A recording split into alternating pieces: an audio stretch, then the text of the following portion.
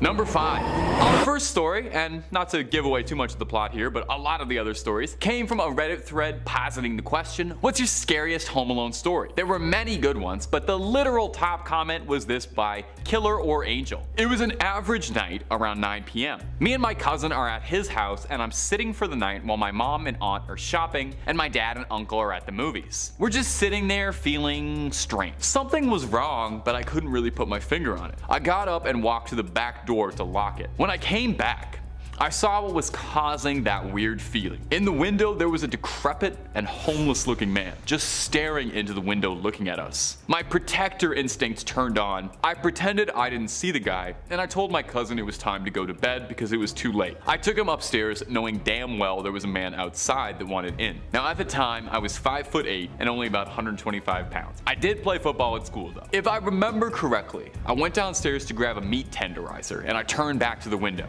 He wasn't there. I ran to the front door and made sure it was locked, and then I ran back upstairs and went to my cousin and sat down in front of the door. He asked me what was happening, and I told him it was nothing to worry about, that he should just get some sleep. I called the cops and then my dad. The cops said they were half an hour away and my dad was 45 minutes away. I heard a window shatter and the sound of boots. I told my cousin to stay completely silent and hide under the blankets. It was horrifying. I grabbed the tenderizer and waited. About 5 minutes pass and I hear the boots walk upstairs. I heard him opening the doors to my aunt and uncle's bedroom, then the bathroom. I heard him make his way to the basement. After what felt like forever, the cops burst in, kicking the door in, and got the guy. Turned out, he was an escapee from a mental hospital a full province away. That's literally like the plotline to a horror movie. Absolutely terrifying, but good on him for having that big cousin instinct and making sure that the cousin was safe. And if you're looking for more freaky stories in this sort of vein, Top 5 Scary has all of that and then some. If you want something else a little spicier than scary stories, we got aliens, cryptids, conspiracies, true crime, anything freaky, we've done a video or two on. So hit subscribe, please hit that little bell so you don't miss a scream. But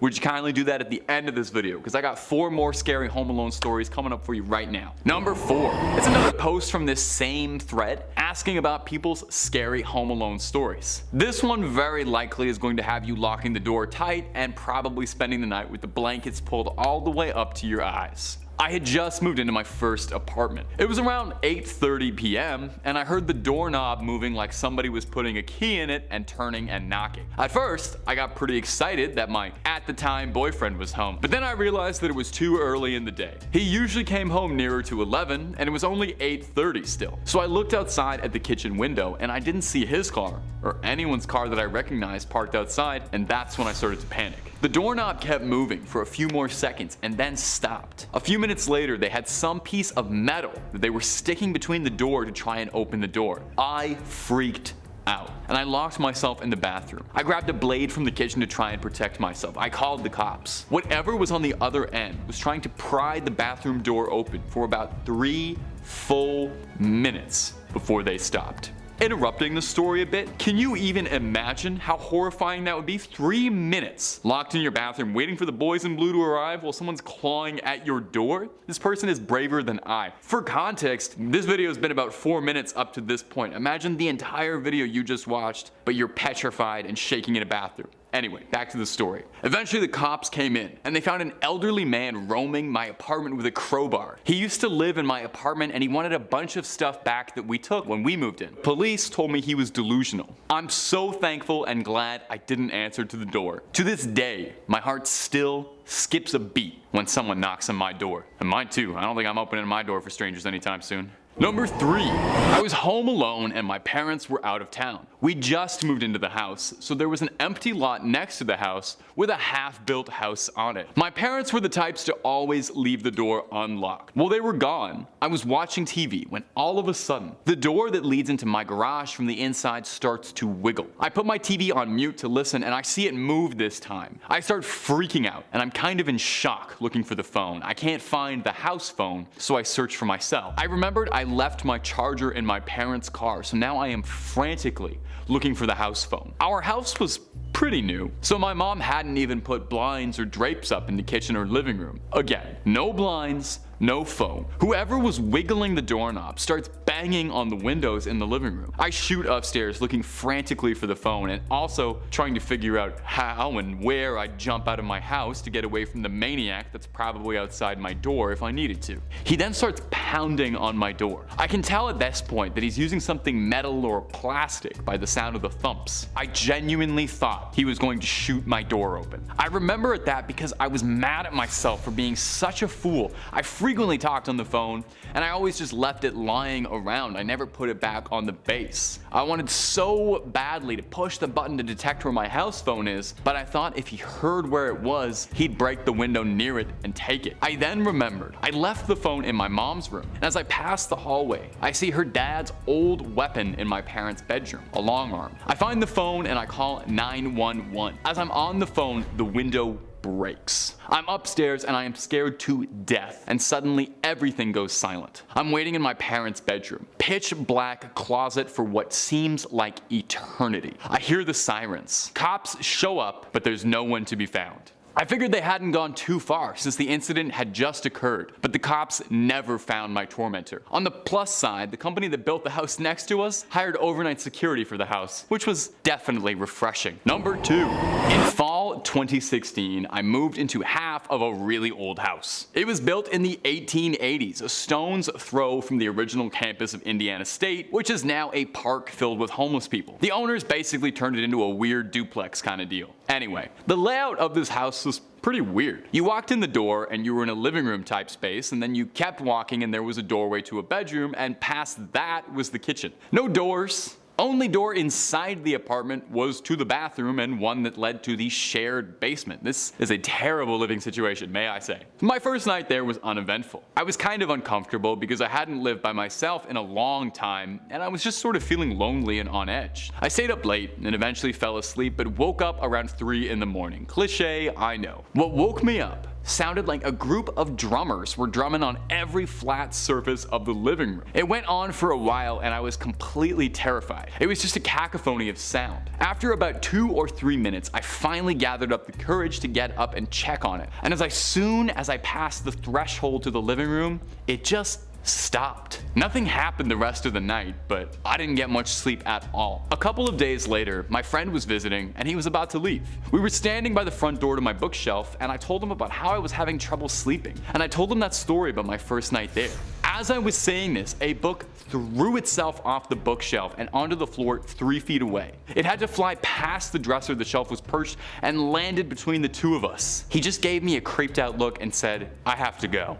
And I don't blame him. Eventually, I asked the guy in the other half of the apartment what was up, as he'd lived there for 8 years. He told me that no one stayed longer than a year, and they all reported the same stuff. For whatever reason, he said nothing ever happened on his side. Doesn't make sense, but there it is. And sometimes, you just don't get the answers, and that's way scarier. And number 1, do you remember your first job? Mine was a newspaper route. Maybe yours was like a grocery store clerk or a babysitter. This next tale is a tale of babysitting gone deeply wrong. Perhaps one of the most infamous home invasion stories in American history is the babysitter killings in 1978. Lauren Strode was a young woman looking to take on a bit of responsibility and earn some spare pocket cash for the upcoming summer. She and her friends had a bit of a sitters club. On October 31st, 1978, Strode was looking after Tommy Doyle, a neighborhood boy while his parents were out, alongside friends Ann Brackett and Linda Vanderklok looking after one Lindsay Wallace. It seemed like it would be a fun night like any other in a sleepy town.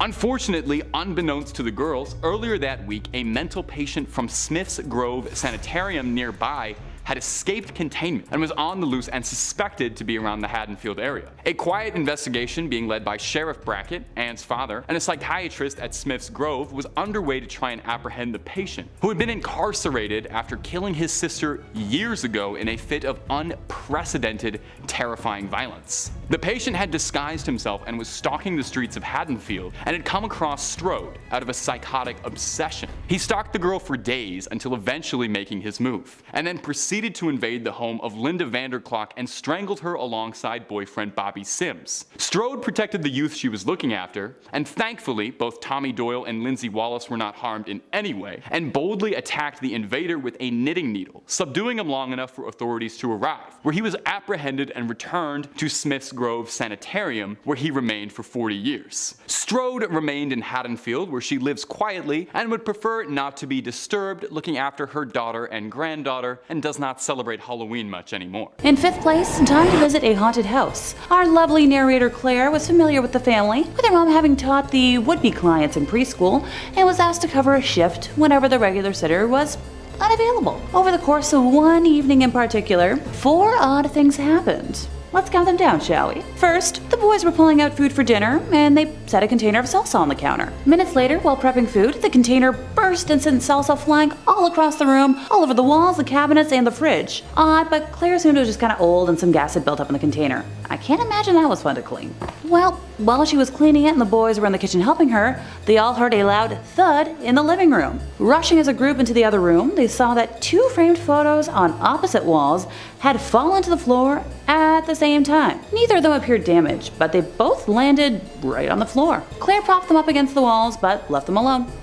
Weird. Later, when the entire posse was upstairs, Claire was waiting in the hallway while the boys took turns in the bathroom taking their evening showers, and suddenly she heard a weird dinging sound. She walked down the hallway and noticed that the computer in the study was turning on and off and making all sorts of weird noises. Sure, there are explanations for that, but after all the other events, Claire was very much on edge, and rightfully so. She finally got the boys to bed and went downstairs to watch TV for the rest of the time until the parents got home. As she was sitting in the living room, trying to relax her racing brain, she heard footsteps upstairs, and that's number 4. Assuming the boys had gotten up, she tiptoed upstairs to check. Their bedroom door was closed, and when she peeked inside, both boys were fast asleep in their beds. Claire went back downstairs, and within minutes, she heard the creaking yet again. The boys never called out to her, and there wasn't any noise besides that. She didn't report anything else weird happening, but I would recommend a deep spiritual cleanse of the house if I were that family.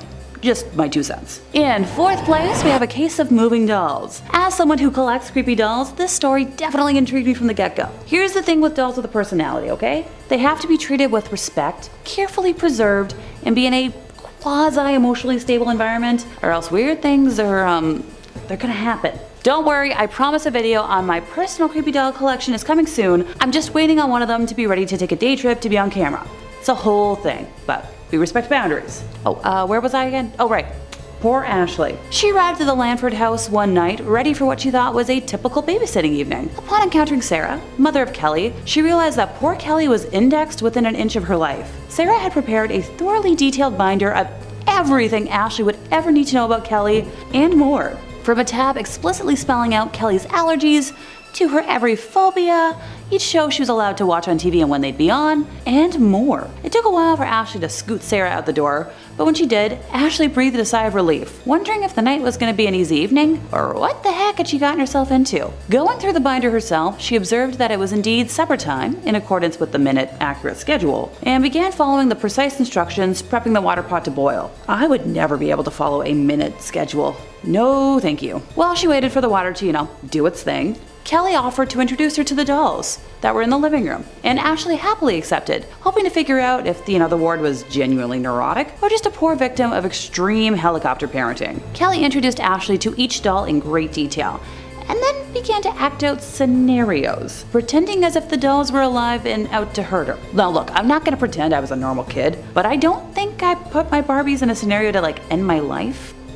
I'm thinking, yeah, I don't think so. Poor Ashley ran for the binder, flipping through the phobia and usual behavior sections in an attempt to see if there was a way to placate the situation, when suddenly, Kelly stopped, as if nothing had happened. Ashley tried prompting her, seeing what had taken over, but nothing. By this point, the pot in the kitchen had finally reached a boil, and Ashley turned her attention to making dinner, hoping that sticking to the schedule would avoid any further weird behavior. After supper was over, and Kelly was watching one of the pre-approved shows on the list, Ashley noticed that some of the dolls that were previously in the display case had disappeared, and she couldn't find them anywhere in the house. Kelly hadn't left the first floor of the home while Ashley was making dinner, so she couldn't have just run off with them. She tried to shrug it off, but the weird thoughts continued to plague her mind, and rightfully so. It wasn't until later, when the duo was upstairs, that Ashley found one of the dolls hanging upside down from a painting that was way too tall for Kelly to reach in any way, and parts of another throughout Kelly's room while trying to put her to sleep. Ashley was thoroughly terrified at this point, and yeah, ditto. And when Sarah arrived home, bolted from the house as quickly as she could. The next morning,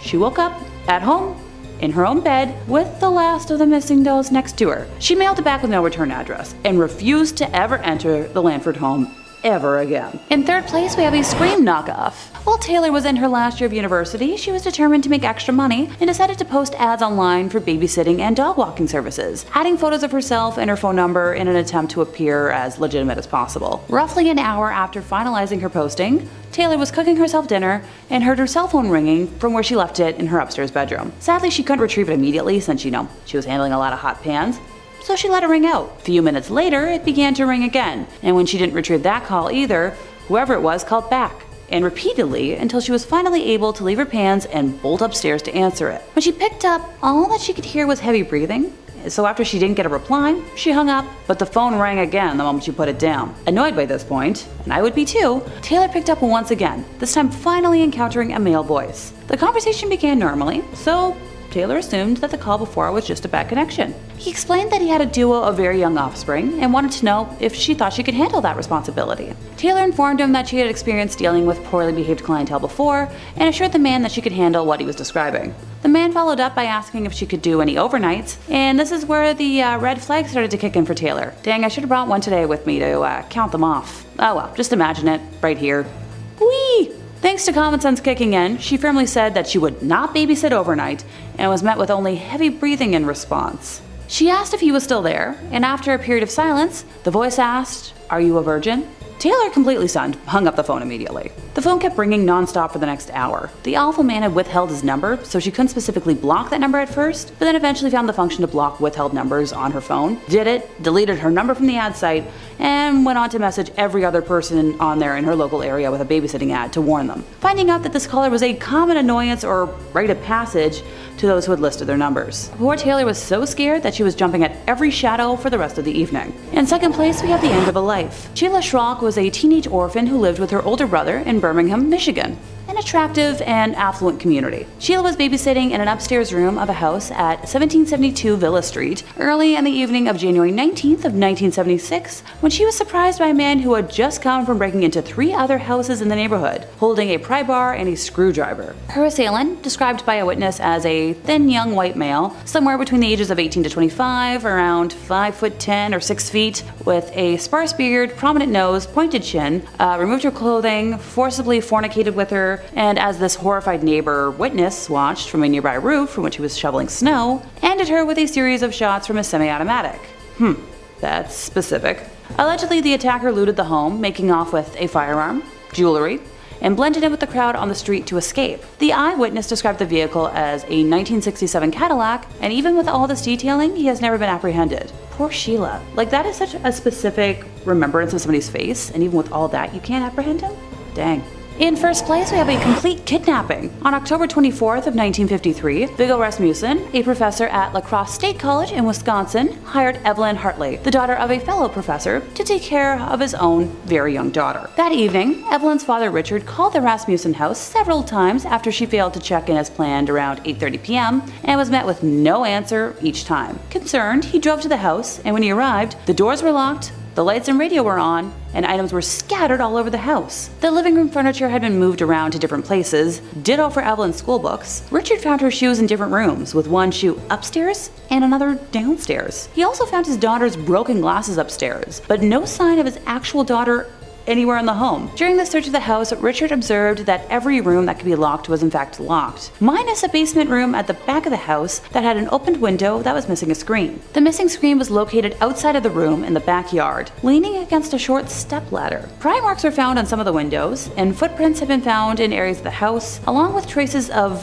red fluid, leading to red handprints, on the garage that was over 100 feet away. Oddly enough, the charge Evelyn was watching was still fast asleep and unharmed. Police believe someone took Evelyn through the yard, but dropped her on the ground before carrying her further, and this was supported by the police dogs who tracked her scent trail that ended 2 blocks away, where it's assumed that she was tossed into a vehicle, just like a sack of potatoes. They were told by one neighbor that they had seen a car repeatedly driving around the neighborhood, and another person who lived nearby claimed they had heard screams an hour earlier, assuming it was just from local kids playing. Now, before anyone calls out nonsense on that, have you heard kids playing in the neighborhood?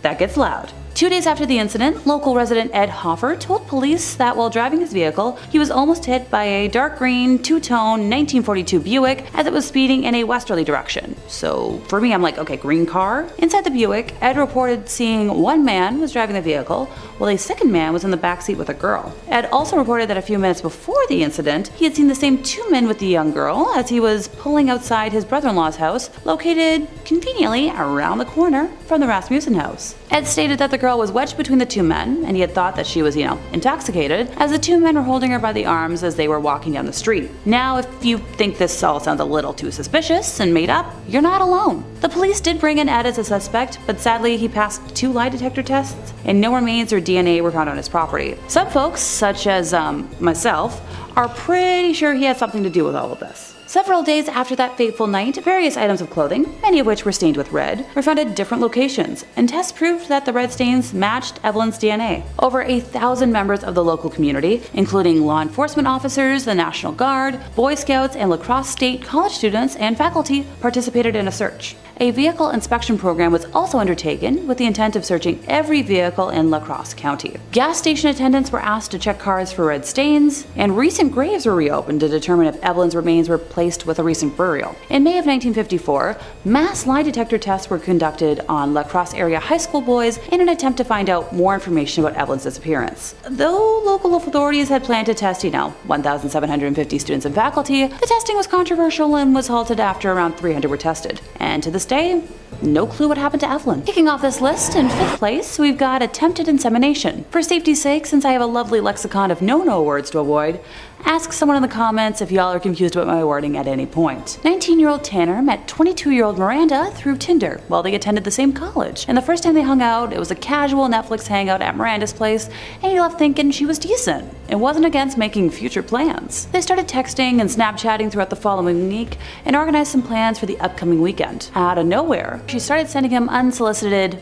fun pics. He has very adamantly stated that he never once asked for them, and while they were hanging out the weekend prior, there was no fun activity at any level. While it caught him off guard, he wasn't put off by the advances. Fast forward to the weekend, Miranda and Tanner are hanging out at his place with his roommates when she asks if she can stay the night, and Tanner agrees to it. Being a gentleman, he offered to take the couch, but she mentioned she'd rather share his bed, something he's open to. As things move to the bedroom, they engage in consensual intercourse, with Tanner shedding his condom after the event's end. After lying together for a few minutes, Miranda gets up abruptly, grabs the condom off the floor, and runs into the bathroom. Tanner was a little confused, maybe a little concerned, but didn't read too much into it until he heard a loud crash in the bathroom, Miranda cursing, followed by no response to his query if she needed help. Out of concern, thinking she fell and, cracked her head open or something, he approached the washroom, witnessing Miranda standing in his shower with one leg propped up, trying to shove the condom up her, hoo-ha after she'd flipped it inside out. Tanner rightfully panicked and slammed the door, unsure of how to act. Miranda quickly left, and Tanner never heard from her ever again. While this story might not seem as horrific as others to come,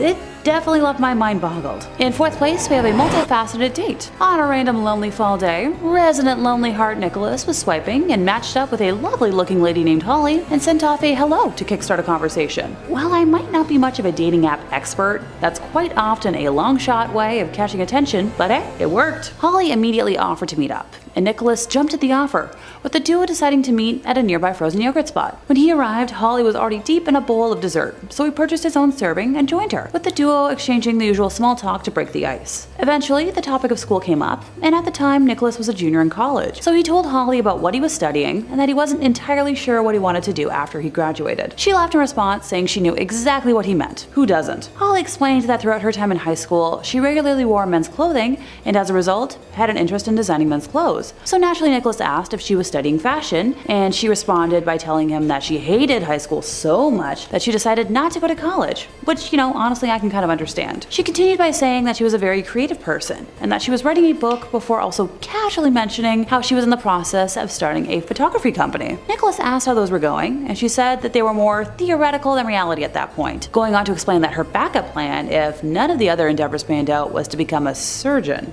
Although she lacked any of the training for it, Holly gleefully told Nicholas that she could see herself going down that path because she wasn't afraid of red bodily fluids and gore, which grossed Nicholas out. Without prompting, Holly continued by telling him that she was certain she could handle the graphic nature of being a surgeon because she personally euthanized a sheep that past summer, describing the ending in detail, going as far as mimicking the human-like shriek that the animal made when she ended it. Now this is where most people would probably start, making a run for it, but Nicholas was determined to see if there was more to this wild tale. Alright, Holly went more in depth with details, claiming that her family regularly euthanized goats and sheep as part of rituals for their strong shaman background. She hushed her voice as she leaned in and said that her religion had actually gifted her with psychic powers, which manifested as voices in her head, and those voices were so strong that they were telling her exactly what to write in that book that she had already mentioned. At this point, Nicholas finally made an excuse to leave, blocking her, and never heard from her ever again. In third place, we've got a scummy rich man. 20-year-old Allison worked in a sushi restaurant all during college, and one fateful night noticed an attractive man and his friend during a crazy dinner rush. She described herself as running around like crazy, but managed to give them good service, and in return they tipped well, making them memorable. After the shift, she was at home enjoying an adult beverage and mindlessly swiping on Tinder, trying to recover from all the craziness of the night, when she spotted a profile matching the man from earlier, who was easy to recognize from his distinctive face and tattoos. She took a chance, swiped right, and fell asleep from exhaustion. The next day, she woke up to find out that they had matched, and he'd sent some pretty sweet messages. She decided to engage in conversation, finding out he was in town for business, and he proceeded to ask her out for dinner that night at a fancy restaurant. Thanks to encouragement from her roomies, Allison said yes. The man originally insisted on picking her up, but thankfully, Allison was adamant on canceling the date if he continued. If you ask me, red flag number 1 for this gal. The two met up at said fancy restaurant, where the man proceeded to order a $200 bottle of wine, lobster, and more, with Allison guessing that the total cost of the meal was somewhere in the $600 range. Whoa, I bulk at like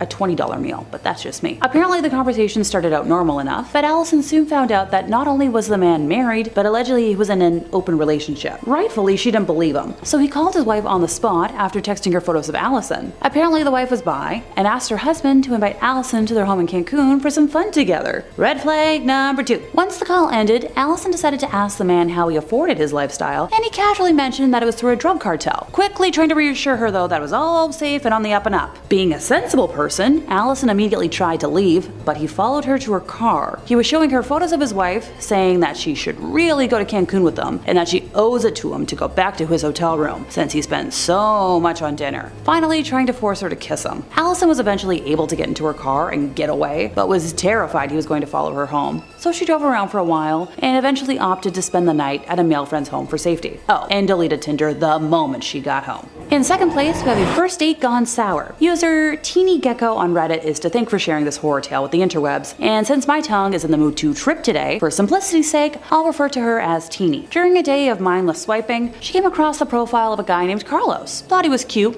and as one does, swiped right, which resulted in an instant match. They chatted for a while and made plans to meet up at a local carnival at 9 p.m. the next night. Teeny arrived on time but heard nothing from Carlos until he called her at 9:30, claiming to have overslept from a nap, and she told him not to bother showing up, saying they'd try again another time. Unfortunately for our romantic pairing, Teeny's dad suddenly took ill, and she spent the next 6 weeks visiting him daily in the hospital. And between that and work, didn't really have time to date, which made Carlos angry. He made a fake Instagram account, which he used to follow Teeny and everyone that she followed. One night in particular, Teeny's sister had flown into town to visit their dad, and they had gone out to dinner with a group of friends, which had been posted to a friend's public Instagram story. Carlos showed up at the restaurant to confront Teeny, yelling all sorts of profanities. Yeah, I don't think I can say those. And thankfully, a waiter who witnessed the entire exchange called the police. For over 10 months, since Carlos had Teeny's number, he kept calling her using different phones, and she'd pick up the phone to hear only the sound of him breathing. One day in particular, Teeny was expecting a call from a friend and noticed a missed call from a landline she thought belonged to that friend, so she called it back and wound up talking to Carlos's mom. She took the opportunity to tell his mom everything, shaking the entire time, worried the mom wouldn't believe her. Now, lucky for Teeny, not only did the mom believe her, but begged Teeny not to call the cops, but to call her directly if she ever heard from Carlos ever again. Thankfully, there's a happy ending to this listing because Carlos never contacted Teeny ever again. In our first place today, we have a stalker. Just a warning for y'all out there watching, this is probably the most my stomach has ever been nauseous while working on a video. In terms of content warning, I will be discussing life endings, so if that's triggering for you, please just skip to the conclusion or feel free to skedaddle. I promise you're not gonna hurt my feelings. Our story begins the same as the rest, with 21-year-old Britt scrolling through Tinder, finding a 27-year-old named Matt that seemed pretty neat. They worked in the same industry, both enjoyed Star Wars and other fandoms, so she swiped right. Of course they matched, or else I wouldn't be talking about the sicky tale today. They talked for hours that first night and realized they had mutual friends, so Britt felt safe enough to meet up with Matt for a public date. The date went well and evolved into a steady relationship. Things were never perfect, with Matt being somewhat transparent about struggling with some mental health issues, but they were undeniably in love. Matt was constantly posting on Instagram about how much Britt was the one, and she was thrilled. After 4 months of being together, the couple had their first fight, arguing over a reaction Matt had to Britt joking with a coworker about safety. Britt suggested they take a small break to regroup, feeling unsafe with the level of anger Matt had shown, which led Matt to scream at Britt in the public setting they were in and stalking off. That night, on Instagram, he claimed he was going to end his life, posting videos of a nearby mountain cliff saying he was going to jump. Britt and other friends of Matt's were rightfully concerned, and with enough of them calling the police, he was apprehended before he could, but was released from police custody that same night. Britt still cared for Matt, but was rightfully in shock from the events and had taken a pause from texting him to figure out her mental state. The next day, he showed up to a regularly scheduled brunch date that he and Britt would attend with her friends, but looked at his own table, silently watching the group from a distance until that group of friends decided to just abandon the location and escort Britt safely home. Later that night, Matt took to Instagram claiming he'd been forgotten already, wishing that no one should ever see the day they'd be treated like a freak, and many other tangents about being ignored and abandoned. The day after, he posted a long essay to social media, claiming he'd come to his senses and was going to take a break to clear his head, also sending a personalized essay to Britt about not wanting to hurt her, but how much he loved her and wanted them to get back together. Britt chose not to respond and debated blocking all his information. His hiatus from social media didn't happen, and Matt posted endless blocks of text for the next 2 weeks about how people like him don't deserve happy endings, that he would never forgive himself, and listing all the interests he could no longer enjoy because of Britt leaving his life. The last straw for Britt was when he posted artwork of her with her favorite book character, writing a fictionalized accompanying story about her perfect summer vacation without him. She blocked his number and every social media platform she could think of, but Matt was determined to make her take him back. Through a friend, he found out about yet another social event Britt was attending and posted publicly about going, just to see her again, and actually showed up at this event. This led Britt to involve the police, opting to start the long process for a restraining order. Over the next 2 months leading up to her first court date, Matt publicly claimed to attempt to end himself no less than a dozen times, with multiple countdowns, flipping between claiming that Britt was cruel and abandoned him, but also that he needed her and the other friends that had since cut ties with him back. He would call her number and leave voicemails, had bookmarked an anonymous app that she had previously used for public questions to send her statements to please take him back, but also asking how much guilt she would feel about celebrating his death and more. I'd be here for over an hour if I went in depth about just how much this guy posted over those months. He would post photos of them together and regularly list off names of people that had cut him off. Finally, the day came for the first court appearance, and despite Matt's claims of wanting to see her, he didn't appear. He later posted that he thought the summons was just a scare tactic and started yet another death day countdown, this time alleging that he wanted to jump off the roof of Britt's building and haunt her for the rest of her life. Eventually, he was sentenced to prison for his actions, and I've never been happier to see a peaceful ending. Number 5, Patty Donovan. This is a tale from the investigative files of Ed and Lorraine Warren, my favorite paranormal investigators. 15-year-old Patty Donovan came across the Ouija board and decided to use it to find a friend. From the first yes in response to her queries, she was hooked. She spent months falling in love with a spirit she believed to be in love with her, telling it specifics about her everyday life. After a year of telling all of her secrets to the board, Patty had become emotionally dependent on the spirit, asking it one night to reveal her future. During the very long session, it laid out a scenario of Patty's life for the next 6 years, providing specific details, right down to the date of birth of her first offspring, and the fact that she would have a total of 3 spawn by 1978, which is all information that would eventually prove correct. Being as dependent as she was, on the evening of March 2nd, Patty now pleaded for the spirit to manifest. The next morning, Theodore Donovan found the spark plug wires pulled out, the rubber hoses unfastened, and the fan belt cut when he attempted to start his car. And not much later, Patty attempted to start her car, and it was discovered later that the internal engine had been completely disassembled. That week, other incidents of apparent vandalism occurred around the Donovan house. Foundation shrubs were yanked out of the ground, roots and all. On the roof, a 6-foot cast iron pipe housing electrical wires was found bent at a 90-degree angle. On Friday, March 8th, Ted marked 1 flat on the kitchen calendar. And no sooner did Patty get her car back from the shop than one of her other tires lost air. The next day, being Saturday, her father made the same entry on the calendar, although this time it seemed the tire had been cut with a sharp implement. In the meantime, Patty could no longer raise her invisible boyfriend on the Ouija board. Night after night, she tried to communicate, but the planchette would simply slide over to goodbye. She had no idea her ethereal beau had actually manifested in the form of a supernatural vandal. Like, come on, Buddy goes completely silent and your house starts being targeted by hell demons and you don't pick up on it? By the second week of March, material damage to the house and cars had become so troublesome that Ted complained to the police, who assured him that they'd keep an eye on the property during night patrols. Later that second week, after work, Ted and his wife, Ellen, were sitting in the kitchen with their son Brian when all three heard something smash against a wall somewhere inside the house. Cautiously moving to investigate, they found a gaping 18-inch hole in the plasterboard wall in Brian's room. Just as upsetting was the fact that the jagged edges of the plasterboard were pointing inwards, with the blow coming from inside the walls. Yeah, the evidence is already a mountain for me, but we still have plenty more to pick through. Listening in the dark that night, Ted heard the sound of a board being pried loose, but after checking the entire house thoroughly, found no loose boards. The house was further plagued by loud noises every night that only escalated in frequency and volume, along with further unexplainable damage to the walls. On April 1st, furniture began to levitate, with a 250-pound dresser flinging its contents while flying erratically. Rocks had also begun to rain from the sky, pelting only the Donovan house, which the police bore witness to. Ted eventually broke down at work and explained the horror of his home to his supervisor, who urged him to reach out to the Warrens. Ted instead tried moving his family into a hotel first, and the spirits followed the family there, destroying the room and making so much noise that the family was thrown out of the hotel and forced to return home. Finally contacting Ed and Lorraine, they arrived in Maine as quickly as they were able to, finding the home in complete disarray. Lorraine said nothing, although at the time she sensed in the home the presence of entities so numerous and threatening that she had to fight with herself to keep from going back outside. After a lengthy tour of the house, Ed and Lorraine conducted an interview with the entire family, where Patty's history with the Ouija board was revealed. To that I say, about dang time. The Warrens then contacted the Catholic Church to begin the process for an exorcism, which that process sadly took a month to be granted. The family experienced many more unexplainable horrors during that time, but that alone could fill out a top 5 of its own, so let me know in the comments if you want that eventually. Number 4, the first victim. The board's dark history begins with the strange death of the owner of the original trademark, American entrepreneur William Fuld, in 1927. After acquiring the business from its former owner, a medium named Helen Peters, who sold it because of the serious damage it caused to her family, William built the company into a profitable business. Shortly thereafter, he began to experience his own family troubles that resulted in him cutting his brother out of the company in 1919, and just like my mother and I, they never spoke again. 8 years later, on February 24th, William was on the roof supervising the erection of a flagpole when a support suddenly snapped and he toppled off the building. He tried to break the fall by grabbing onto a windowsill, but the window closed and he fell to the ground, breaking several ribs. He should have survived, but the vehicle hit a bump on the way to hospital that sent a splint of cracked rib bone into his heart instantly.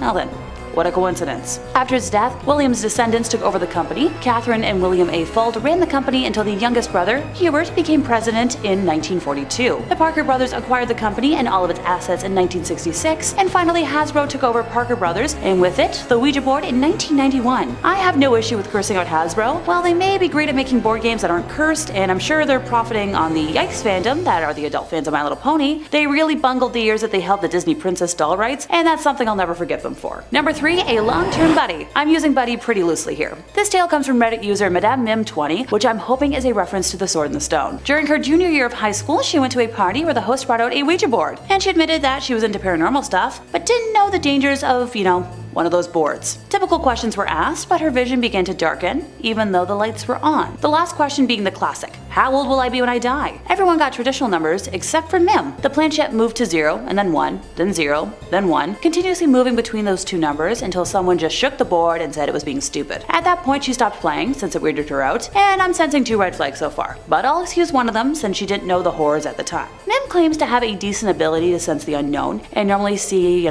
beings or ghosts. This one showed up during one of her classes not even a few weeks later. If anyone's getting deja vu, this is reminding me of Patty Donovan as well, don't worry. At first the ghost appeared like a comforting protector, until he wasn't. Weird things in Mim's home would happen, ranging from drawers opening, whispers, shadows, lights in places where they shouldn't be, and books moving on their own. And at night it would be much, much worse. He would just stand in front of her door and the fear would ooze out of him as his form would change. Mim had no doubt that he was downright evil, to which I say, no S-H-I-T Sherlock. She dealt with all of this single-handedly until she moved in with her husband, so I'll give credit where credit is due for enduring that. Things escalated in the now duo's first home together, a small 400 square foot rental. Footsteps, breathing, and unknown whispers became the norm. At the time, her soon-to-be husband was a practicing Wiccan and had blessed most of the home, but forgot about the porch and outer walls, where they would hear scratches on the walls and knocking on the door and windows. Folks had seen her demonic attachment as a shadow and described him as tall and built like a brick house. Also that he felt just outright bad and would always go back into the room Mim was in. Her husband had tried to banish him out, and it didn't go well. For context, her husband worked the closing shift at his place of employment and would get home at around 3:30 a.m., which happens to be right in the middle of prime haunting hours. There was a road he would have to take that was very haunted as well, with a history of lots of accidents and right next to a good-sized river. One night he got home looking extremely pale and sweating. Turned out that while driving on that specific road that night, his brakes failed and he couldn't stop. He was going about 100 kilometers an hour, and the wheel began to jerk out of his hands towards the river. He had to use all his strength to keep that car on the road because the wheel was just yanking so hard. To the shock and surprise of no one, the brakes were fine the next day, and ditto for the wheel. This was the final straw, and the duo had a priest bless the entire house and were eventually able to move out of the state and leave whatever it was behind. Number 2, teenage hijinks. This tale comes from a gal named Jenny and also dates back to, high school hijinks. She was at her friend's house for a fun summer weekend, and on the Sunday night, they decided to make themselves a Ouija board, taking all the precautions, using a piece of flat plywood, which was laminated with plastic on one side, and using an old glass which could later be discarded. This was the first experience for both of the teens, and they assured each other that they were going to do it properly. No being stupid and pushing the glass around to fool the other. They started off by saying a prayer before asking if there were any spirits present, trying to be specific about only wanting contact with peaceful and good energies and spirits. Here's the thing, you can't guarantee who is going to answer a Ouija board, and evil spirits are gonna lie if they need to deceive you. So while I commend the intent, I'm already sensing a yikes situation. The glass was moving very slowly at first, and they were unsure if it was working or not. The duo asked if there was somebody who wished to talk to them, and the glass moved slowly over to the yes marker. They asked the spirit, if it was male or female, and it indicated that it was female. When asked to spell out its name, the glass first traveled to K, and then to a Y, and then to M, before ending on the center, ergo spelling out Kim. Jenny's friend went white, and it was obvious that he was freaked out. They then asked how she died, and the spirit spelled out car, which further scared Jenny's friend. Next, they asked what kind of car it was that Kim had died in, and it proceeded to spell out Reliant Robin. It was at this point that her friend told Jenny that his auntie was dead, her name was Kim, that she died in a car accident, and she was driving a Reliant Robin. Next, they asked if the spirit had anything to tell them, but it indicated no and then said goodbye. As much as I hate to crush spirits, pun not intended, I doubt that was actually his aunt. Probably just a demonic spirit playing an awful joke, which is something I wouldn't wish on anybody. So next they asked if there was any more spirits that wished to communicate with them. It suddenly got very cold in the room, and the hair was standing up on both teens' necks and legs. This spirit was more powerful, and the glass moved a lot faster. They asked if it was male or female, and it indicated that it was a male. Once again, following a formula, they asked for the spirit's name, and he said he was called Liam. Next, the duo asked for the spirit's age when he passed over, and he went to the 7 and then to the 0, indicating 70. Finally, they once again asked whether he had anything to tell them, and it proceeded to spell out Ollie, which happened to be Jenny's friend's younger brother's name. Her friend then explained that his younger brother Ollie had seen the spirit of an old man standing in the garden some years earlier. They ended their session with another prayer, and while I commend their attempts at making things safe, I hope the spirits that know way too much about them are leaving them alone. Number 1, predicting a death. Heads up, this might be a little triggering for folks, so I promise I won't mind if you hop off now. Heck, the first time I read the story, I got tears in my eyes because it hit close to home for me. Allison was a teen at the time and was at a friend's house for a sleepover when she and her friends decided to play with a Ouija board in the garage. Her friend's mother was at work and her father was in bed, so they had no supervision and decided some debauchery was in order.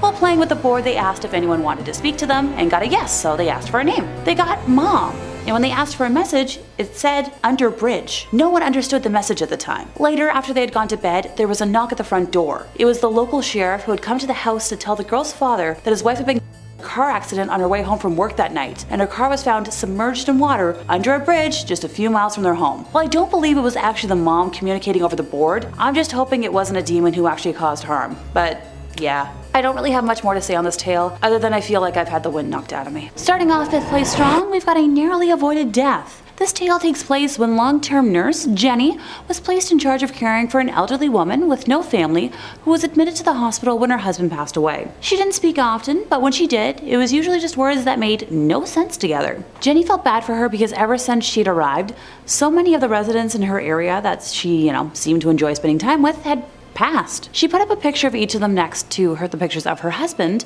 and several others who were probably just family to remember them. Being an extremely empathetic person, Jenny felt sorry for this woman and strived to give her extra attention whenever she could, and formed a bond with the lady. It just seems so unfair that she had, such luck and kept losing people that she cared about. One day she looked at Jenny and said, plain as day, "Sweetie, I think I'm done now," and handed Jenny a picture. It was a picture of Jenny, and she smiled because it touched her heart that she was so important to the old woman. She passed nearly a week later, and poor Jenny cried for days from the loss.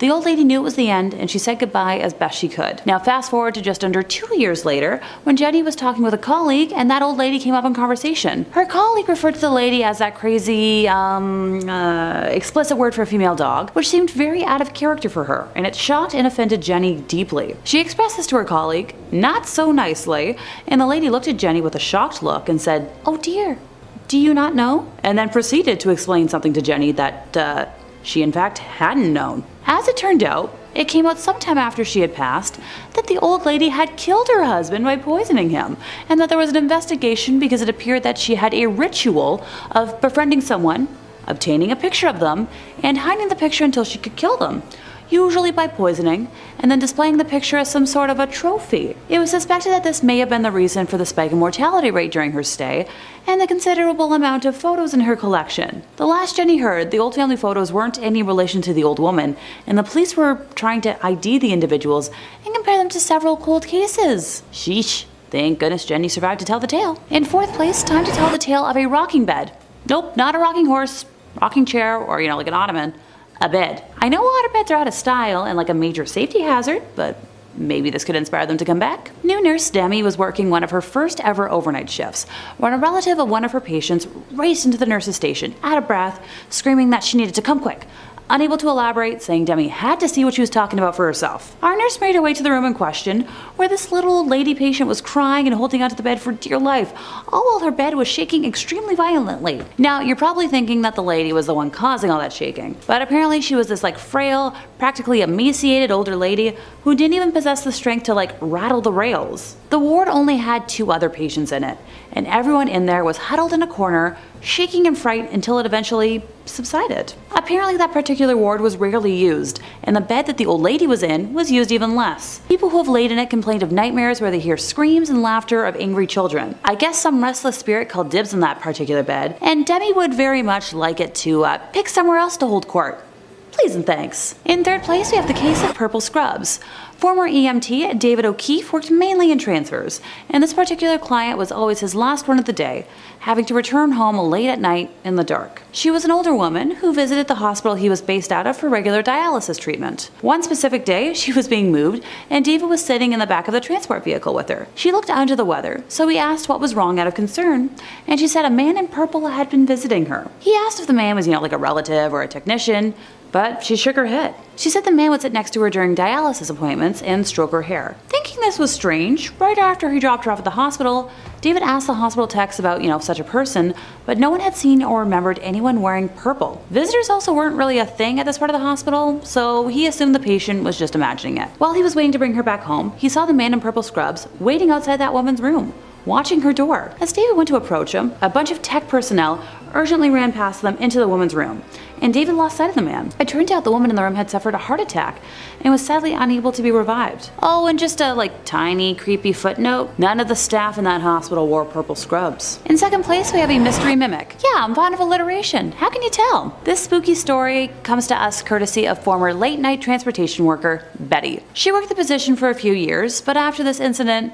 did everything possible to never work a nighttime shift ever again. The transport home base was in the basement of the hospital, where all laundry was done and all supplies were sorted and housed. On this particular night, Betty was the only one in the basement when she heard whistling at the end of the hallway by the elevator and poked her head around the corner expecting to see her only coworker on duty that night, but there was absolutely no one there. And so, she shrugged it off. That night in particular was slower in pace, so she opted to take a snack break and veg in the break room for a bit, when she heard a loud bang out of nowhere. Betty walked into the hallway and a bed was rolling down the hall, bumping into the sides of the walls. Now at this point, she assumed that her coworker was playing a prank on her, and she directly radioed him to chew him out, but he swore he was upstairs. Honestly, I'd be assuming the same. I've had a similar situation in a haunted house I used to work in at an old theater, but Betty was smart about it and determined to catch her coworker in the act. She started walking down the hallway, and as she passed the laundry room, all the machines started up. She poked her head in, expecting to find him, but the room was completely empty. Just a tiny worrisome spooky flag. Nothing to worry about, right? As she walked into the laundry room, the machines came to a complete stop. Betty froze at first before regaining her senses and making her way towards the elevator, when she heard whistling from the other end of the hall. Now at this point, she's certain that she's the only worker in the basement and is repeatedly pressing the elevator buttons in an attempt to rush it. As she was waiting for the elevator, things started falling off the shelves down the hall. Betty could only stare in shock as boxes of gloves, tissues, and packages of tubes fell off various racks one by one. Her entire body broke out in goosebumps, every hair standing on its end, and the feeling of being watched had completely consumed her thoughts. When the elevator finally arrived after what seemed like forever, Betty felt the sensation of someone brushing her arm and screamed in panic. Upon exiting the elevator upstairs, she made a beeline for the cafeteria, where her coworker actually was, and broke down explaining the entire ordeal. Now, before y'all ask, but Alexa, how was this spirit a mimic? Turns out that Betty usually whistles to herself at work at night, chats with the laundry folks during daytime shifts, and the items that fell off the shelf slowly were common items that she would have to retrieve. Yeah, big note for me on this one. In first place, we have terrified security staff. Security guard Mason claims that while he wants his location to stay anonymous, he used to work overnight security in one of the largest, best, and oldest hospitals in the USA. He and his fellow security officers all have stories about one building in particular, which was built in the late 1800s and was the original psychiatric building for this hospital. Now, being the late 1800s, not much was truly known about psychiatric disorders at that time. On top of that, this hospital was known for its medical research. Sadly, with what we all know about history, when you combine the two, that spells out a lot of nightmares. A couple years before Mason started working security there, this building in particular had been converted partially into offices after the newly built part of the hospital had dedicated a section for the updated psych ward. Mason's rounds for the first night of our tale happened to include, yep, you guessed it, that building. At night, this building was empty, due to most of the staff who worked in those offices leaving by 5 p.m. every day. Apparently some folks like to rush home, which is fair, but they would leave their office doors unlocked, which was a big no-no, due to medical information being located in their offices. Big confidential stuff. Kinda want to keep that locked up. It was security's job to go to each floor, make sure every door was locked, and if it wasn't, to secure it themselves. Mason did his initial sweep of the building to make sure it was clear of people, and then proceeded to do door checks. The hallways were pretty narrow, so he could check both sides of the hallway's doors at once. At the end of this hallway, there were 2 sets of doors you had to go through to reach the final office, which was a dead end, so you had to come back out, go the other way. He noticed everything was secure, so he was ready to move on to the next floor. He exited the 2 sets of doors from the dead-end office and froze at what he saw. Every door that he had already checked was completely ajar, and set so perfectly so that their own weight wouldn't cause them to shut again. A single wheelchair had appeared at the end of the hallway and was facing towards the steps. Mason had heard other security officers outright reject that set of rounds due to the strange stuff that was happening, but he originally laughed it off until that night. He went around and forced the now open door shut and tried to shrug it off. Nothing else weird happened that night, and he returned the next night to patrol the miners' ward. The area was just under construction, so security was needed to make sure nobody got hurt by accident and all the workers were doing their job. Safety first. When Mason was hanging out in the break room before his shift officially started, other security guards were discussing various reports of seeing a young human with brown hair who would disappear randomly, and Mason dismissed this as just gossip meant to spook off the newbies. An hour into making his rounds, a foreman who had stayed late called security and asked for a security officer to come up because, quote, a youngin' with brown hair had locked himself in a room and he didn't want him to get hurt with all the open wires in there. Mason answered the call, went and unlocked the door for the foreman, and looked in a 20 by 8 room for about 10 minutes, and upon seeing no one, called it in as a false alarm. He attempted to shrug it off until he received a call for backup in the psych ward, and when he arrived he noticed a patient was in a state of panic near the remnants of a shattered chandelier. Now, before he had experienced the abnormal happenings in this building, Mason claims he would have written off his testimony as idiocy. But the patient claimed that something held him in that spot as the chandelier started swinging wildly until it started to fall. When it started to fall, he was let go and allowed to move and scrambled out of the way before it hit him. Now, this was the beginning of the end for Mason, who requested to be transferred to hospitals the next day. And as much as I love the Phantom of the Opera, I don't really want it to become reality. One of my favorite things to say in accordance with that is that I love one fictional toxic tenor, and only one.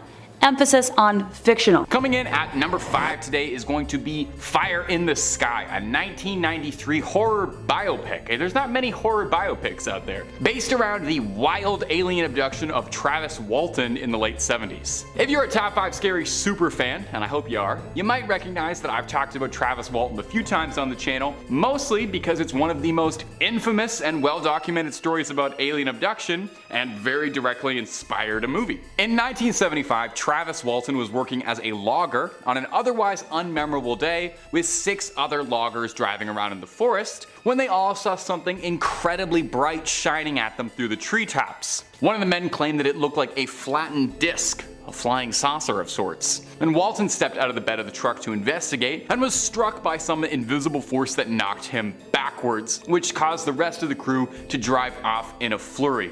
Some friends just leave you there. When the crew returned, Walton had vanished and awoke, and he thought that he'd been taken to a hospital because he remembered finding himself in a blindingly bright room and could hear people moving around him, but it wasn't until he got a good look at his doctors that he realized something wasn't right. Because his doctors were 3 feet tall with brown quarter-sized pupils, marshmallow-like skin. Walton freaked out, obviously, as I think most of us would do, and was restrained by his captors. He tried to fight them off, but was greeted by a tall creature that he said resembled a humanoid, but was masked by an intimidating Darth Vader-like helmet. Maybe he's just a big fan. The masked creature took Walton and escorted him into an operating room, put a translucent mask over his face, and Walton drifted out of consciousness, unsure if anything was real. He claims the next thing he remembers is walking alongside a highway as if nothing ever happened. He found his way to a phone, called his brother-in-law, who panicked asking what had happened, because it turned out that Walton had been gone for 5 days. Search parties had formed, sent dogs, helicopters, the whole 9 yards, but nobody could find where he was, as if he just blinked out of existence. And then blinked right back. Travis swore what happened to him was a real abduction and has gone on the record many times, maintained his story since that fateful week in 1975 that he was telling the truth. And if you're listening to all that and you think that story sounds really interesting and they should make a movie about it, well, do I have a movie for you. It's called Fire in the Sky. It was in 1993. I haven't seen it, otherwise I'd give you more trivia, but I bet it's pretty good. And if you're looking for more trivia about horror movies that I have seen, well, you can watch the rest of this video, but you can also click through on Top 5 Scary, where we've got loads and loads of horror movie content and pretty much just anything scary you can think of. We got videos on aliens, ghouls, goblins, Frankensteins, true crimes, all of it. Hit subscribe, make sure you hit that little bell as well, but do that at the end of this video because I got 4 more movies coming up for you. Number 4, The Hills Have Eyes. Wes Craven is a master of horror and frequently was inspired by headlines, stories, and the world around him for his terrifying horror movies. Don't be too surprised if this isn't the only mention of Wes Craven on this list. Spoiler alert, it's not. Now, one of Craven's most iconic movies is the original Hills Have Eyes, a terrifying 1977 film about a family that becomes stranded in the Nevada desert and are savagely attacked by a group of brutal raiders who've got a real taste for human flesh. Now, the film was intended to be a commentary on how even in civilized parts of the world, humans can denigrate to unfathomable violence and cruelty, and was largely inspired by a folk tale of a clan of Scottish people-eaters led by one Sawney Bean. The Bean clan lived up in Scotland sometime between the 1500s and the 1600s, and the family is thought to have killed hundreds of people in their time to cook and eat them. Now, there is no definitive in indisputable proof of the Bean clan existing, but several recounts and folklore have persisted about them, causing a good deal of historical speculation. Story goes that Sawney Bean was born to ditch diggers and left home with a vicious woman named Black Agnes Douglas, who shared his violent tendencies. They fell smitten with each other and in a true romance produced 6 daughters, 8 sons, 14 granddaughters, and 18 grandsons, with their clan descending rather rapidly into inbreeding. Hey, the family that eats people stays together. Sunday dinners are important. The Bean clan would lay careful ambushes at night to rob and kill individuals, where they would then bring the bodies back to their cave to dismember and pickle so they could save their leftovers for later. I don't know why, but that makes it worse for me. It's one thing to do that to a person, but to pickle their remains is just too far. After militias were rounded up to crack down on the cookout, eventually this gathered the attention of a king, thought to be James VI, who rounded up soldiers to clear out the Bean clan's cave.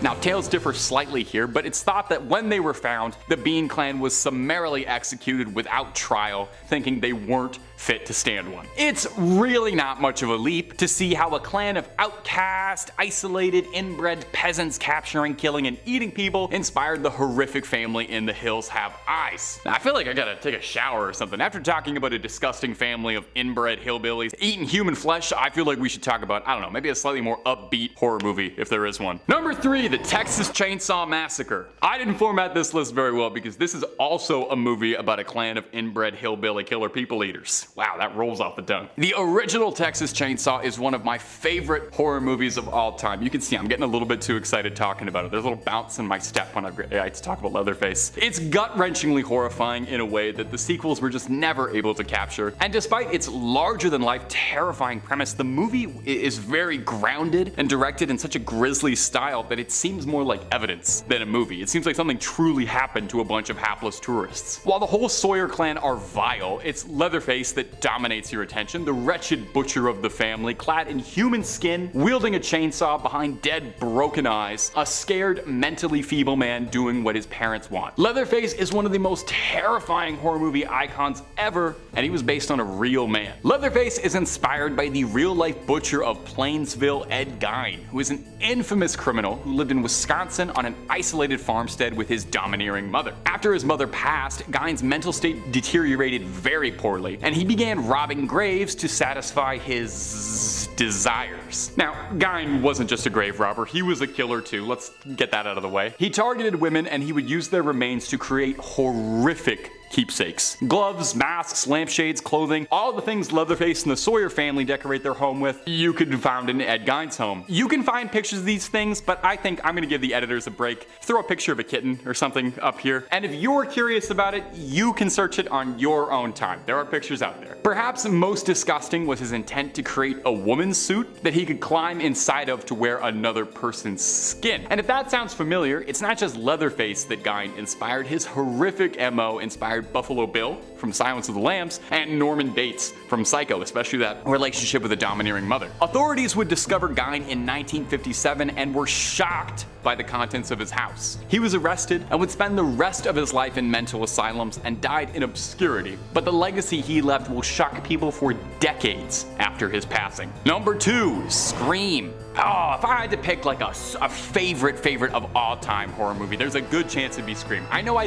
literally just said it was Texas Chainsaw. Scream's awesome. It's a fun, clever subversion and satire of tired horror movie tropes. A horror movie in which the characters know they're in a horror movie. And it's just a great slasher with an instantly iconic bad guy. Ghostface was an overnight icon as one of the coolest horror villains. He looks great on a t-shirt. Now, the Woodsboro Killer wasn't just inspired by his love of Michael Myers and Jason Voorhees, but by the real-life serial killer Danny Rawlings, known by his gruesome sobriquet, the Gainesville Ripper. Rowling was a delinquent living in Gainesville who had trouble keeping a job and had been arrested several times for robberies and once for stalking and peeping. Naughty naughty. In 1990, Rowling began a string of violent killings, exclusively against petite Caucasian college-aged brunettes. He would break into their homes, kill them, and defile their bodies. He would pose his victims in tableau and these like disgusting scenes in the hopes that the police would be shocked by what he had left for them. Most horrifyingly though, all of this happened in the span of a few days, shocking the college town. It wasn't until later when a killing in a different town of Shreveport gave authorities enough information to put together key details and evidence connecting Rowling to both crimes and apprehend him. He was arrested and put to death. On trial, he said his goal was superstardom and he wanted to be a celebrity like Ted Bundy. Screenwriter for Scream, Kevin Williamson, said that while hearing the news about the Gainesville Ripper, he looked around his house and noticed a window open in his home that he couldn't remember leaving open, instantly terrifying him and causing his imagination to run wild, thinking about a killer prowling around town on young college women seeking attention, treating it like a game. Now, while Ghostface might be kind of a fun horror movie icon, the real criminal behind him is downright horrifying. Coming in at the #1 spot today is going to be Borderland, which is a kind of unknown horror movie from 2007. You might not have heard of it. I'll throw the IMDb synopsis right here real quick. On a trip to a Mexican border town, 3 college friends stumble upon a human sacrifice cult. That's a classic premise for a horror movie, right? Sounds really scary. Tourists on vacation? Well, you already knew it because of the context of this video. It was pulled from the headlines, based on a horrific string of killings and ritualistic human sacrifice perpetrated by a satanic cult. The film is inspired and based around Adolfo Jesus Constanza, a Cuban-American criminal who was involved in the trade and led a cult in the 1980s. He was born in 1962 and operated primarily in Mexico and claimed he was a practicer of black magic. Constanzo's cult, the Narco-Satanists, engaged in all manner of horrific criminal activity, obviously including smuggling and human sacrifice. They believed that these rituals would grant them success and luck in their enterprises. Mark Kilroy was an American college student who on spring break was tragically abducted by this cult and subjected to unimaginable suffering for his brutal death. Kilroy was in the wrong place at the wrong time, with a group of friends traveling to Matamoros, a border town across from Brownsville, Texas. Now, Mark was young and athletic, which made him appealing to the cult that was seeking out these traits for their sacrifices. He was captured, taken to a remote ranch, killed ritualistically, and discovered in a mass grave alongside other victims. The case was shocking, and it's this horrific glimpse into the darkest recesses of reality that inspired the film Borderland, reminding us sometimes that we really can't write anything scarier than what humans get up to on their own. Innocuous enough, a little, hey, how are you? So he assumed it was a friend messing with him on a new account that he didn't know about. The account told him he should try out a new Snapchat lens called Eyes of the Underworld, which shows you the other world hiding beneath our own. Porker installed the lens and ran it through a bit, describing the lens as a pretty simple effect, saying it just distorts whatever is on screen and adds a few flickering sprites and shadow effects to the background to give off ghostly vibes. Porker assumed it was just, I don't know, marketing stunt for something, advertising something. But Porker said that a few days after, however, he'd noticed that he was sleeping a lot worse than he ever had in his life, complaining that he was having these violent, turbulent dreams where he was being pursued by shadowy figures that dragged themselves across the floor. This recurring dream happened to him 3 or 4 times. He said the dreams were stressing him, but what was really scaring him was how when he woke up, he would notice he had scratches and bruises that he couldn't explain appearing all over him. Porker said he was definitely getting scared and even considered looking into finding an exorcist just in case what he was dealing with was a true supernatural threat, which, understandable. I think if I woke up with scratches all over me, I'd assume demons were involved, or my cats. Porker smudged his house with sage and attempted to clean his house, but said that this only made things worse, and he started to hear growling late at night and experiencing intense bouts of cold sweats. And in extreme action, Porker destroyed his phone. He filled it to bursting with orange juice to fry the components and hucked it into a river to free himself.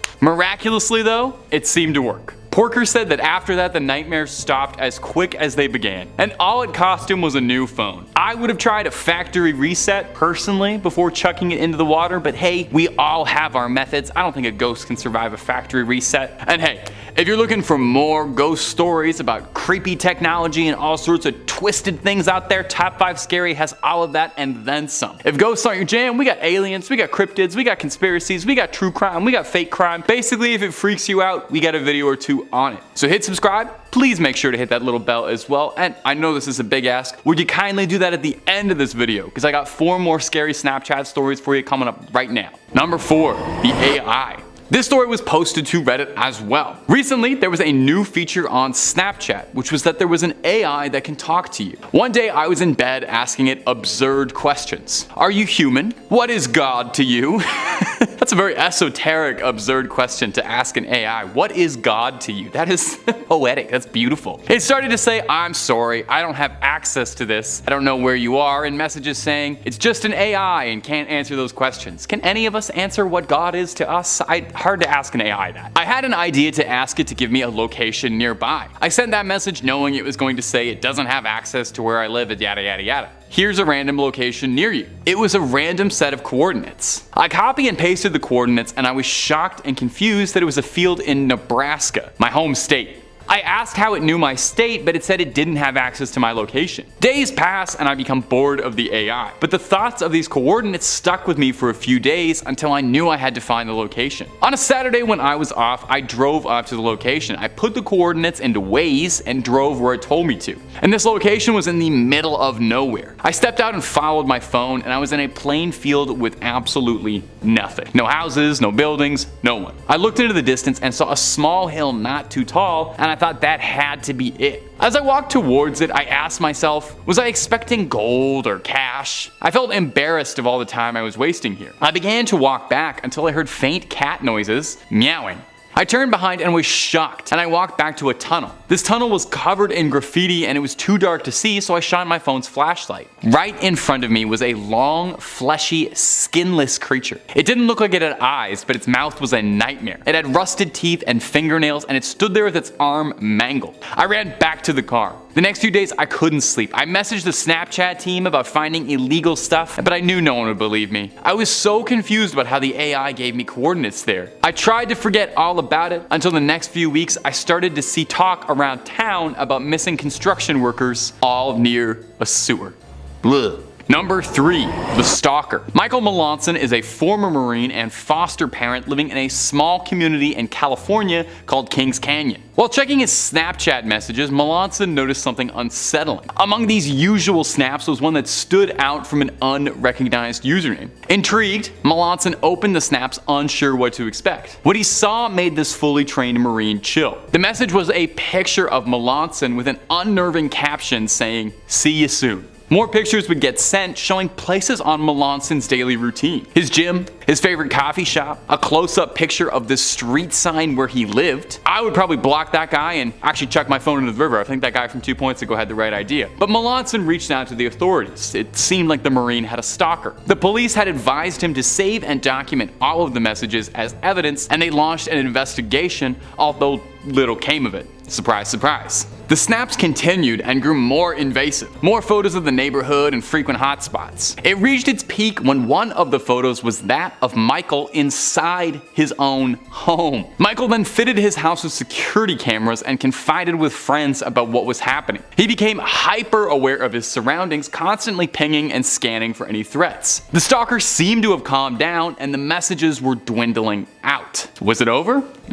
If only. Eventually, the police were able to track the IP to a location nearby. The subject was a disturbed individual with a fascination with Melanson, a young man by the name of Riley Poeta, who worked at the bowling alley Melanson lived below and frequented and did most of his business in. He was taken in. The story is a modern-day horror movie plot, a reminder that not everyone in your neighborhood is as friendly as you might want them to be, and with the right information, anyone can get a hold of you. Truly spine-chilling stuff. Number 2. Thomas Sparks. Thomas Sparks was an amateur athlete who used his Snapchat mostly to highlight his athletics and daily vlogs about his life. A gymnast trying to attain as many world records as he could. And he might have broken the record for most haunted Snapchat story out there. Dubious one. Listen to the story he posted to Reddit. One day while browsing the app, Sparks uncovered a filter he hadn't seen advertised anywhere, which allegedly would show supernatural entities on camera. A joke, obviously, just meant for fun, sounds fun. Sparks uploaded a few videos showing off the filter, thinking it nothing more than a game. But as the days went on, Sparks noticed that even when he wasn't using his phone at all, he would occasionally catch glimpses of ghostly figures in his vision, vanishing when he tried to meet them head on. Sparks attributed it to working out maybe a little bit too hard and not getting enough rest and not drinking enough water. Stay hydrated. If you learn anything from Top 5 Scary, stay hydrated. Sparks said that after about a week after installing the filter, he began hearing faint whispers when he was alone in his bedroom, and even reported that some objects seemingly were moving on their own. A lamp moved across his bedroom, things not being where he'd left it. Sparks was growing incredibly paranoid, I think as most of us would be if we invited a ghost into our home. Thomas contacted Snapchat support, but unsurprisingly, they didn't have much to offer for him, instead only giving a generic message stating that the filter is just a playful feature and the company doesn't take any responsibility for any paranormal hauntings that could occur as a side effect. Well, they probably didn't say that, but hey, have you ever read all of Snapchat's terms and conditions? That might be in there. Nobody's gonna sit down and read all that. They might have something about ghosts. Out of ideas, Sparks deleted the app from his phone and claimed that he'd stopped experiencing any of the paranormal activity that was bugging him before, and has since not used the app whatsoever. What do you think, gang? Was Sparks telling the truth? Did he unintentionally become a conduit for spiritual activity? Or is he taking home a gold medal for creative storytelling? You tell us. Also, shout out to this guy just deleting the app. Everybody else went through all this like hullabaloo, but he was the only guy who just figured out like, oh yeah, I'll just get rid of this. Seems way easier than anything else. And finally, number 1. Snapchat stories can be a very mixed bag. There's good odds most of what you'll see is just sponsored junk, ads for IGN, models doing their thing, you know. But every now and then you come across something that catches your eye and hooks you in, maybe too far. That's what happened to James Brett Varney, an educator from Moncton, New Brunswick. Varney reportedly, while scrolling through stories, clicked on one from a profile he hadn't heard of called Unknown Realms. The story in question was a series of random, quickly edited, unsettling videos. Cryptic symbols, unintelligible writing and sounds, and quick flashes of people in dark robes surrounded by candles and ominous objects looking like a deleted scene out of Eyes Wide Shut. Varney was naturally unnerved by what he had seen, but brushed it off, assuming it was probably just, promo for some sleeper indie horror A24 hit that your friends are all gonna say is really good, but you're never actually gonna watch. As time went on though, Varney found himself thinking more and more about the flashing images, saying that it felt like it was a dream replaying in his head over and over,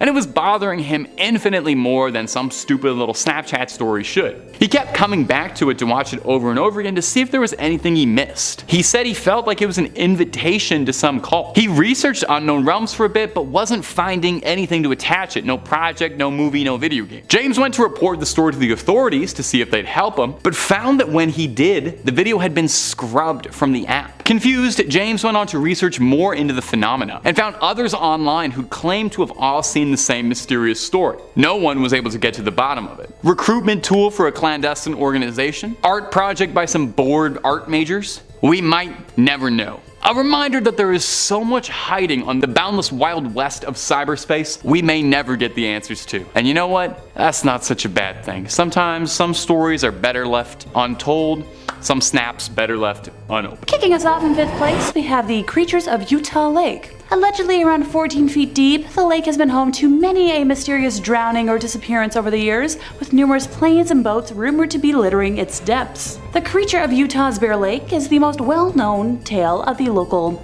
unknown water cryptids. The local surrounding Native American tribes, Shoshone, Ute, and Bannock, were the first to speak about this creature. It was described as a giant serpent, or dragon-like beast, that would capture and carry away any and all that dare swim in the lake. Okay, I won't swim there. In the early 1860s, Mormon settlers began to see these creatures. S.M. Johnson claimed to have seen something akin to a downed carcass floating in the water. He described it as having cluster-like ears the size of teacups, and it could spurt geysers of water from its nose. So a weird-looking whale? I'm trying to picture it.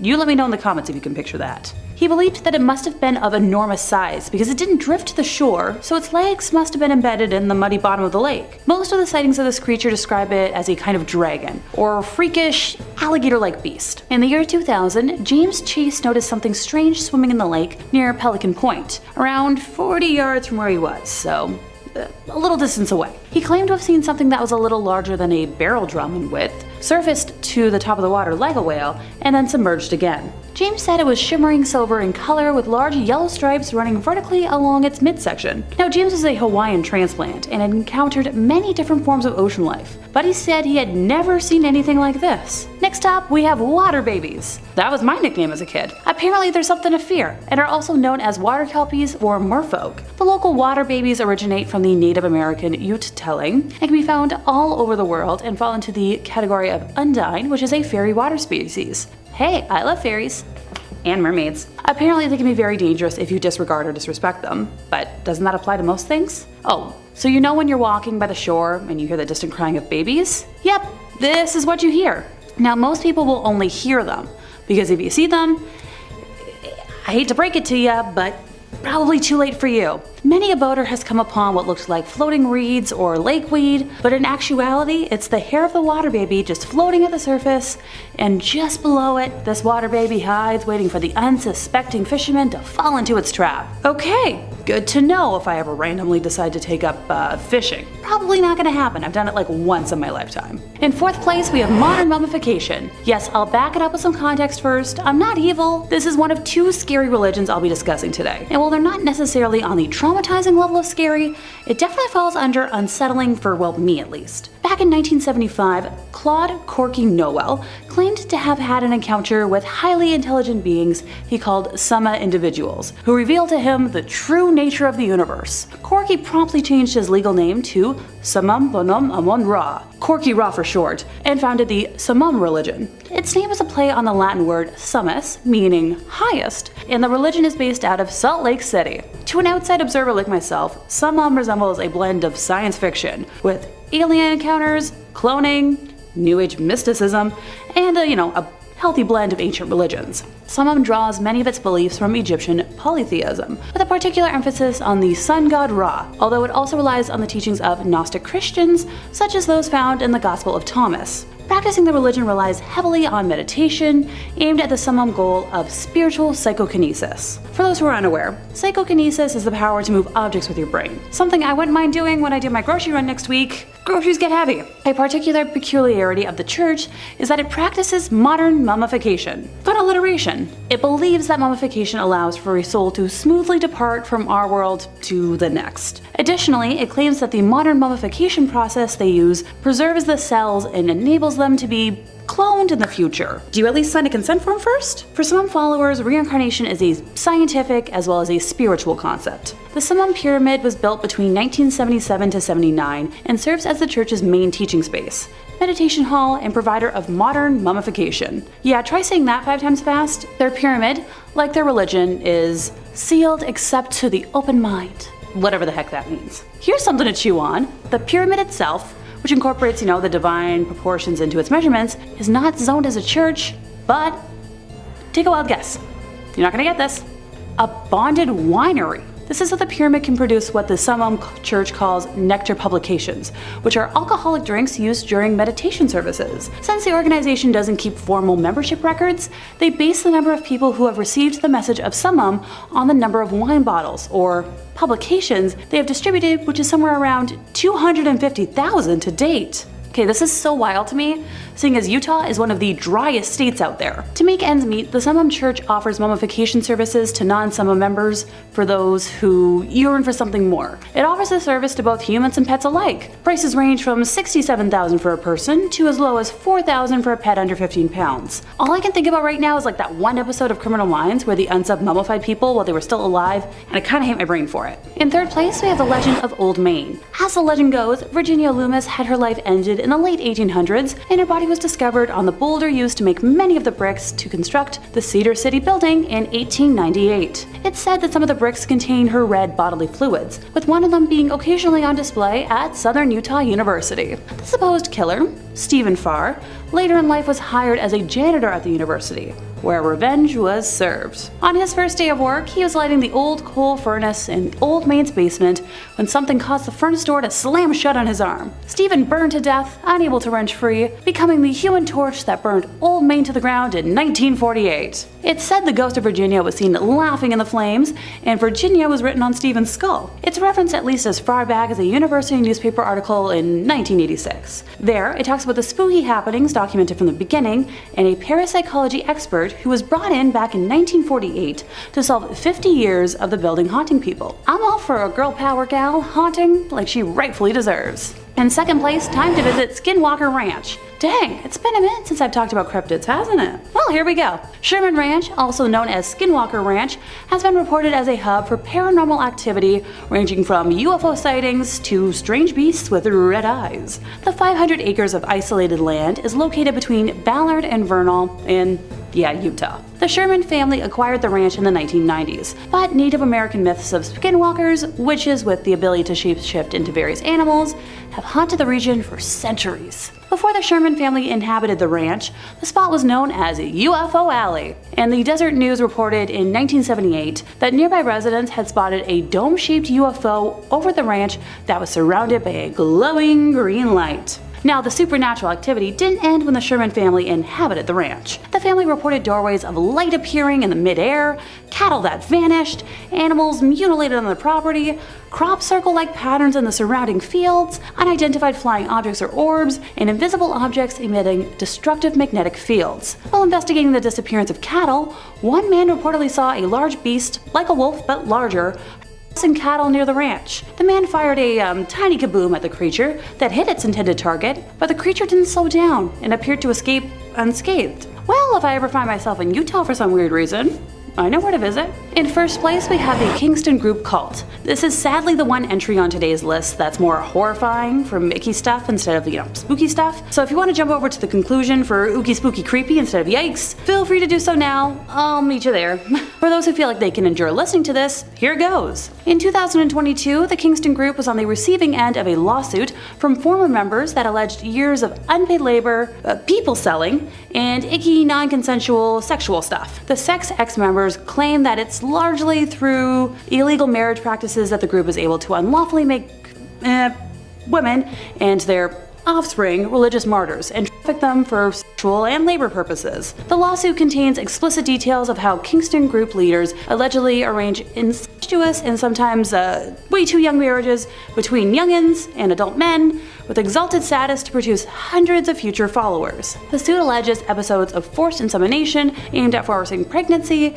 and teaching elementary school attendees about plural marriage. Nine of the plaintiffs claim that the Kingston Group made them begin working during their elementary or preschool days, through their late teenage years, never receiving a paycheck. In her complaint, Amanda Ray Grant claimed she was assigned to work in her early teens at Advanced Copy, where wedding announcements and invitations were printed because, wedding pictures of incestuous or plural marriages can't be printed at Walmart. Another plaintiff, Jeremy Roberts, says he started working 4 hours a day, year-round, at a farm run by the Order when he was in the higher single digits of age, and by the time he was in the lower double digits, he was working 12-hour shifts at a mine that the Order ran. While the Kingston Group, founded in 1935, is not affiliated with the infamous FLDS, members practice a fundamentalist version of Mormonism that involves, polygamy. Members are primarily born into the organization, whose leader, Paul Eden Kingston, is known as the Man in the Watchtower. The lawsuit explains how the birth certificates of multiple plaintiffs failed to list their biological fathers, so those men could escape the legal consequences inherent to having multiple, often too young, wives. Two of the plaintiffs share the same father, Jesse Orville Kingston. The suit alleges Kingston family members try to preserve their lineage purity by marrying and procreating with other, Kingstons. Jesse Orville Kingston is not listed on either birth certificate, according to the lawsuit, which additionally accuses him of fathering more than 300 offspring with 14 wives. That's too many. No. I don't even want to have the idea of giving birth to one single being. Multiple? 300 divided by 14? I don't like that math. No. The Kingston Group argued that it's the parents' prerogative to file birth records for their children how they choose within the bounds of law, saying in a statement that it's especially true of the mother, who has the legal right to establish paternity or not to establish paternity at the time of filing. Okay. The statement added that the group has not issued any specific guidance for members pertaining to birth certificates, medical records, but encourages its members to follow the law.